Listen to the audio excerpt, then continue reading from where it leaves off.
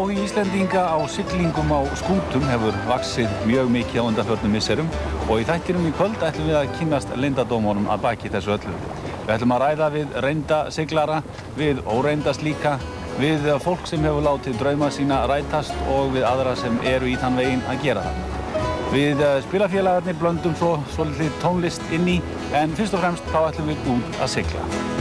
Hafið bláa hafið, flugan dregur, hvað bak við ystu sjónarrönd. Þangað liggur beinn og breiður vegur, víða mín þar æsku draumalönd. Beggja skauta býr, bauðst mér ekki fyrr, brunað bátur mín. Svífðu seglum höndum, svífðu upp frá ströndum, fyrir stafnir haf og himini.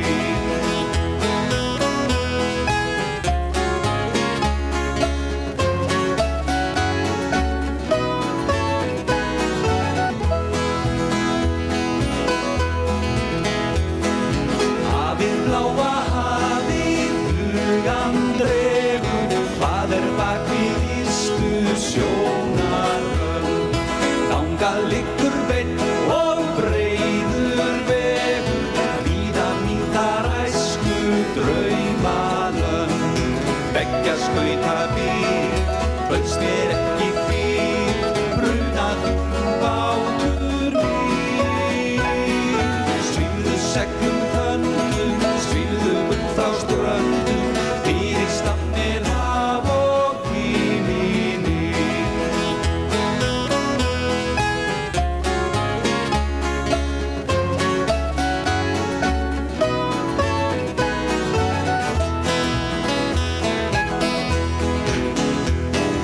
Hafið bláa hafið, flugan dregur, hvað bak við ystu sjónarrönd.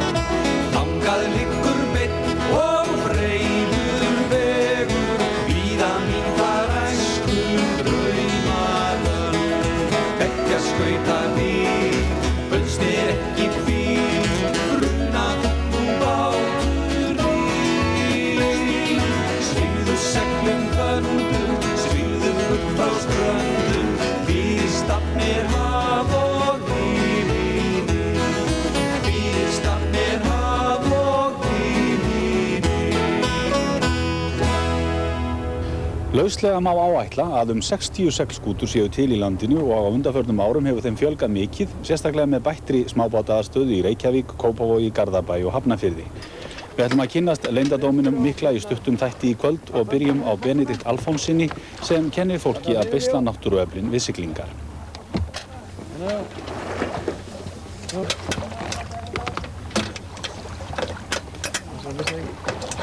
Ég veit þér á hvítabandin líka fyrir bómuna.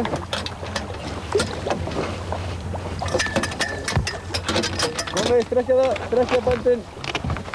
Fínt. Og þá er bara að hífa hann upp. Ég ætla að fara hérna. Hífa hana? Já. Þetta svolítið í gulabandin hérna. Síst. Halda í gulabandin. Er það komið? Það því að hérna. Þetta svolítið í gulabandin.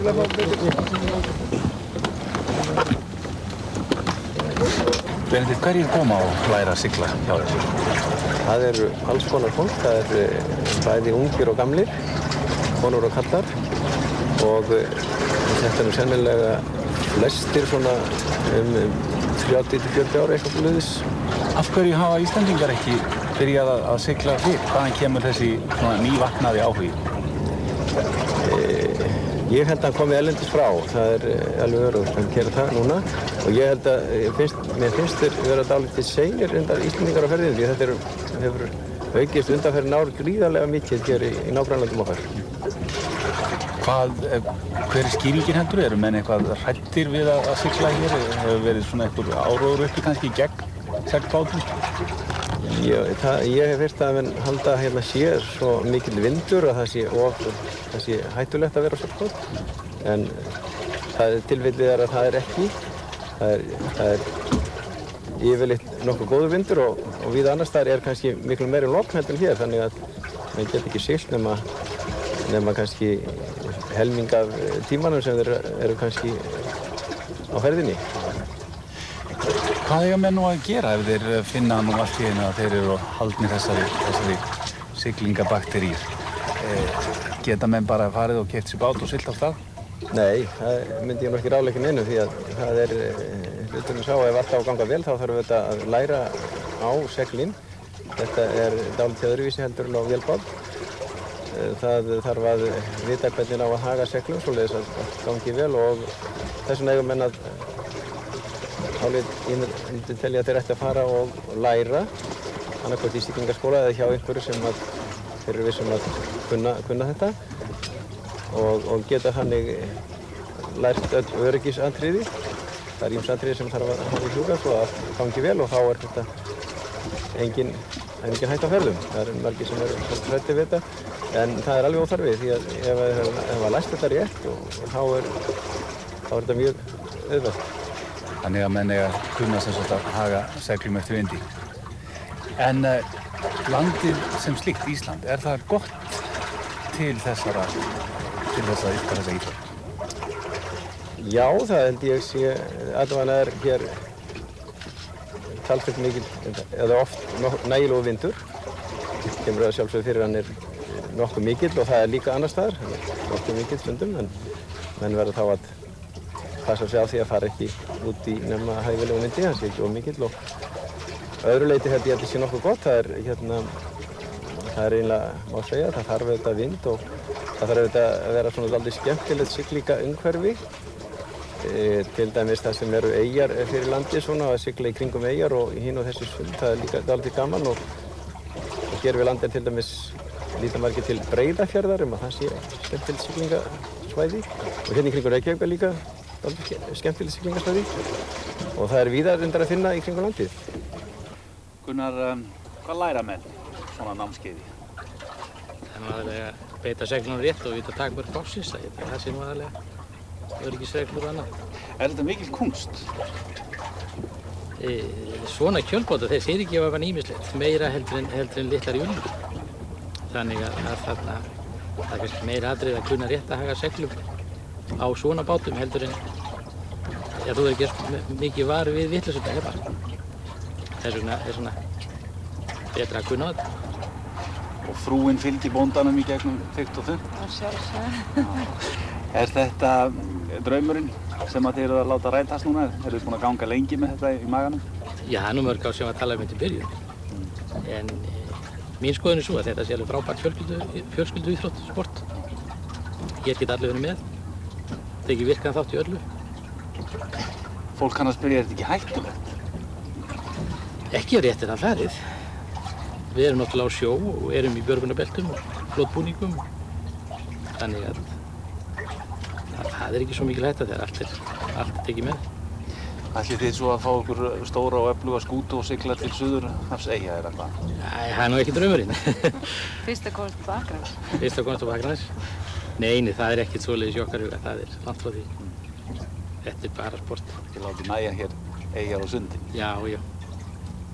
Það er ómögulegt að segja hvað verður seinna. Það veit maður aldrei. Til Gjandans með kallinn, tróðu snakkinan og kúla bílstrettinan sem að drepa mann. Fínast nálgast bryggja, segir Nonni litli bless og æðir þegar upp á land aftur klár og hress. Í margri dýrri drápu þeir drengir hljóta lof sem draga feitan þorskinn upp úr sjó. En kvæði þessi þeim kappa lítil fró sem kúrði heila nótt á dekki og spjó. Til Gjandans með kallinn, tróðu snakkinan og kúla bílstrettinan sem að drepa mann. Fínast nálgast bryggja, segir Nonni litli bless og æðir þegar upp á land aftur klár og hress. En eins og allir vita íslenskt sjómannsblóð ólgandi sem hafið blátt, ó já. Til inn í blanni Nonna virtist ólgan líka ná, því því öll þau fór á tæting, ról og stjá. Til fjandans með kallinn, bróðursnakkina og fúla bíbsterktinan sem að drepa mann. Því næst nálgast bryggja, segir Nonni litli bless og æðir þegar upp á land aftur klár og hress. Sjómannsástar orku efast fólk má, en eins og að segja Nonni veit. Já. Þeir elska kannski vinna í einu upp í sveit, en oftast býðst þeim heim að sæta veit. Til fjandans með kallinn, bróðursnakkinan og fúla bíbsterktinan sem að drepa mann. Því næst nálgast bryggja, segir Nonni litli bless og æðir þegar upp á land aftur klár og hress. Til fjandans með kallinn, bróðursnakkinan og fúla bíbsterktinan sem að drepa mann.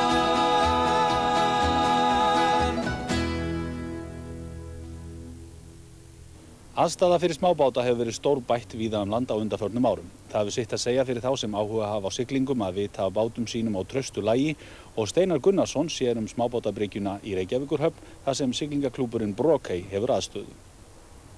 Starfsemi í siglingaklúbbnum Brokey, hver er hún?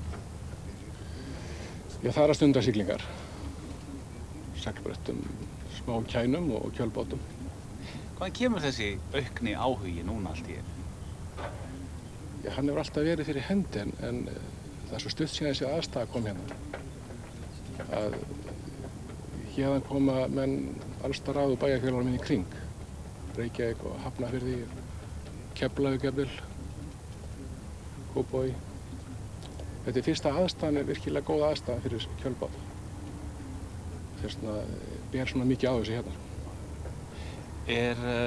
Hefur Ísland alla burði til að verða gott svona siglingaland? Já, ég held það.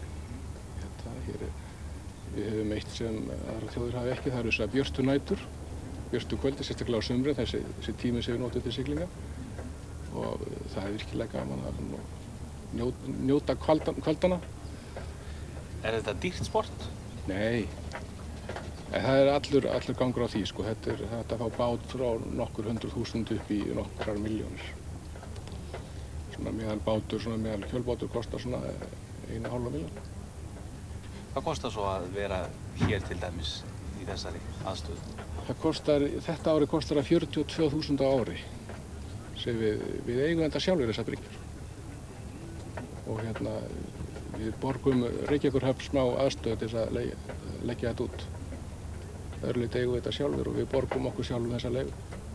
Við erum að greiða niður þessar bryggjur. Hvað gera menn svo? Sigla menn hér út á kvöldin eða eru menn að keppa eða hvað? Já, þetta er sko hvort tveggja. Við keppum einu sinni í viku, svona æfingakeppnir. Það er nefnilega það góða að vita, sko. Það er bæði hægt að hafa þetta sem fjölskyldusport. Þú getur farið út hérna rómantískt kvöld hérna með koninni í rólegheitum. Eða þú getur fengið svona aksjón í siglingakeppnum. Og það er það sem við gerum, við blöndum þessu mikið saman. Keppum einu sinni í viku, æfingakeppnir. Förum svo hérna í útilegur saman á sumrin, sérstaklega Verslunarmannahelgina, þegar aðrir eru í ryggmekkinum. Og svona það er allir gangur á því. Hvað er best við þetta sport? Frjálsræðið. Ég held það. Frjálsræðið. Maður getur verið einn, jafnframt með öðrum. Nú öldur kinnum kissa og kátur raular blæ og hratt í hlýju brjósti hjartað glaðan slæ. Reitt hljómandi hvað menn lifna við landið að færist næ. Við leggjum senn að landi og ljúkum við þessa ferð. Þó fengjum vitlaust veður veiðin samt töluverð. Og dömurnar heima bjót í kvöld af bestu gerð. Með fulla lest og til í flest og fjörið í hverri taug. Með fulla lest og það fjöresk og ekkert spaug. Lágum út við ísinn í öskrandi stormi og vind og vorum svo í viku í vari við grænu hlíð. En þó það víst að það sem kom því getur kona blíð. Með fulla lest og til í flest og fjörið í hverri taug. Með fulla lest og til í flest það fjöresk og ekkert spaug. Nú öldur kinnum kissa og gátur raular blæ og hratt í hlýju brjósti hjartað glaðan slæ. Reynt ljómandi hvað menn lifna við landið það bærist nær. Með fulla lest og til í flest og fjörið í hverri taug.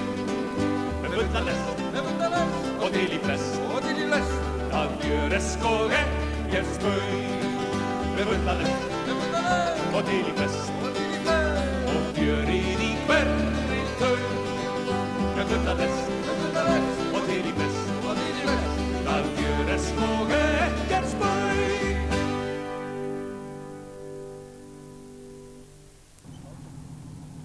Þið hafið séð hversu mikil stemming fylgir því að svífa seglum þöndum sundin blá, en aðstaða borð heldur ekkert slor í nýjum bátum.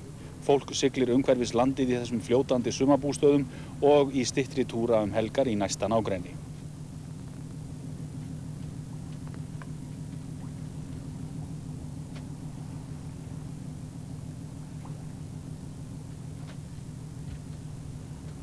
Og svo leggjast menn í langsiglingar eins og Magnús Magnússon og Dóra Jónsdóttir gerðu, en þau sigldu skútu sinni úr Höfn einn haustdag og komu með hana aftur 5 árum síðar eftir að hafa siglt með hvíldum umhverfis jörðina. Magnús, svona ferðalag, þetta allt saman dans á rósum? Nei, það hef ég nú viljað koma að, því þetta gæti virst sem slíkt. Þegar maður talar að maður sé með sína eigin íbúð og fara og komið þegar manni sýnist. En ég held að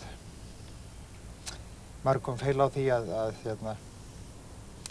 það plássið sem það fer úr og þetta litla pláss sem það fer í sem gerir ákaflega mikið munn á þessu upp á að lifa til lengdar borð í skipi. Dóra, reynir það mjög á taugarnar að vera í svona þéttu sambýli? Jæja, stundum. Ekki ég segi það kannski alvarlega, en maður þarf aðlagast allt öðrum máta, altså bæði umgengni og vinnubrögðum og öllu. Þetta voða ólíkt. Þú hefur engin rafmagnstæki eða neitt slíkt heldur og öll vinnuborð öðruvísi, það allt heimilishaldið og mjög okkur finnst ágætt. Hvað erfiðast? Hvað fannst ykkur svona mesta breytingin?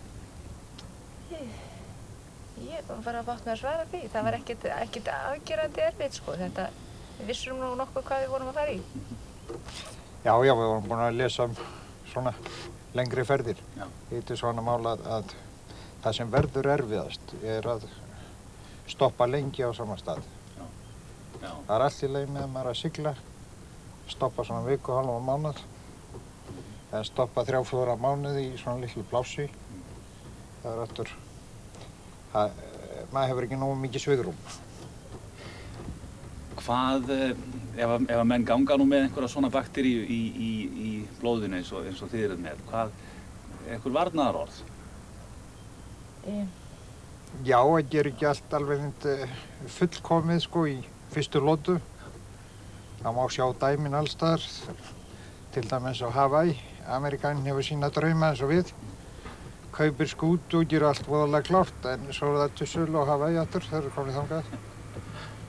Og alveg eins með Evrópamann í Miðjarðarhafinu. Það fullt af skútum til sölu þar þegar þeir eru búin að fara fyrstu ferðina. Sem sagt að það sé hætta á því til dæmis að Íslendingurinn sem að tekur nú hlutina oft föstum tökum, að hann á ekki að kaupa sér skútu og allt klárt og pakka konun og krökkunum upp í og hefur aldrei gert þetta áður, hann á að pröfa eitthvað. Já, ég myndi ætla það að það væri bráðsnöðt fyrir hann að taka eitt fríi sitt, niður til Grikklands eða Ítalíu eitthvað og bara hreinlega leigja bát. Það er fullt af þessum leigubátum. Og ímynda sér svo í framhaldi að hann ílengist þarna, svo áraskipti. Þá getur hann fengið svona smjörþefinn að því aðeins. Þarf maður að vera smá skrítinn til þess að gera svona hluti eins og þið gerðu? Vafalaust. Það hlýtur að vera. Við heyrum það allavega svona fyrst. Það værum ekki bara smá skrítinn, bara vitlaus, kolvitlaus. Sérstaklega að selja húsið, það fekk maður að heyra. Selja húsið sitt hérna á Íslandi, þið vitið hvað það er. Það er bara að selja fasta punktinn í tilverunni. Það var varnaðartónn í því sem Magnús og Dóra sögðu, en það er eins og ekkert fái haldið aftur af þeim sem ætla af stað á annað borð. Valdimar Örn Flýering er einn þeirra. Hvað ætlar að fara langt? Bara eins langt í því get, held ég. Já. Ég held það. Ég meina, það getur vel verið að maður komi eitthvað hérna heiminn á milli og svona, en svo bara heldur maður bara að vita ævintýrana. Ég veit að maður getur siglt í gegnum Loch Ness, skipaskjörur í gegnum Hálend í Skotland, Loch Ness og það verður örugglega mjög gaman. Og svo er hérna bara áfram niður í Miðjarðarhafið þegar það er eitthvað og fara svo yfir bara. Hvenær klikkaður þú svona? Hvenær klikkaði ég svona? Já, ég veit maður það nokkuð tímann sko. Ég held að ég hafi byrjað að klikka þegar ég var, þegar ég var svona 14-15 ára. Þá sá ég bíómynd í Háskólabíó sem heitir Dúfan. Einhvern 17-18 ára strák sem fór hringinn í kringum hnöttinn einn. Og eftir það fór svona, þá klikkaðist ég og svo þróaði svo smá vesnaði ég sko. Nú var ég alls slæmur þegar ég keypti bátinn sko. Ætlarðu að verja löngum tíma í þetta? Hefurðu gert einhver ákveðin plön? Ég veit ekki sko, ég er nú búinn að velta þessu heilmikið fyrir mér og ég er einhvern veginn búinn að komast að því að svona skúta, hún er svo mikið frelsi að maður hefur líka frelsi til þess að hætta við þetta allt saman ef því er að skipta, skilurðu mig? Þannig að sko, ég vil ekki gera neinn voðalega löng plön nema það bara ég er að leggja af stað. Það er nóg fyrir mig sko, það er besta, einhvern veginn stærsti draumurinn. Hvernig hefurðu hugsað það hvernig þér verður innanbrjóst þegar þú siglir hérna út úr höfninni þegar það kemur? Nei, eða þegar ég sigli inn í hann? Já, ég veit það ekki. Það verður örugglega eitthvað flókið. Ég meina, ég veit ekki, maður hefur svo ekkert mikinn tíma til að einhvern veginn þegar maður er að sigla þá hefur maður ekkert voða mikinn tíma til að láta sér vera eitthvað innanbrjósts. Maður er bara í því að vera í þessu að sigla. Já. Það er líka svo mikið gott. Er þetta ólæknandi heldur þegar menn eru búin að fá bakteríuna? Já, ég held að þetta sé eins og hérna með, ég held að þetta sé jafnvel verra heldur mótorhjólin og skíðamennska. Þetta er jafnvel verra sko. Og svo ætlarðu að sitja einhvers staðar á Pálmaströnd er það ekki og njóta þeim og horfa á skútuna vagga í fölblánum sjónum. Já, ég ætla að gera það akkurat.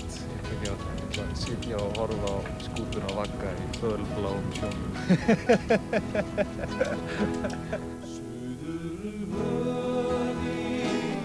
Að sorgiltri strönd sigli ég fleiminu til að kanna ógnöld og meðan ég lifi ei bresta þau bönd sem bundið mig hafa við suðræna strönd. Hún kom sem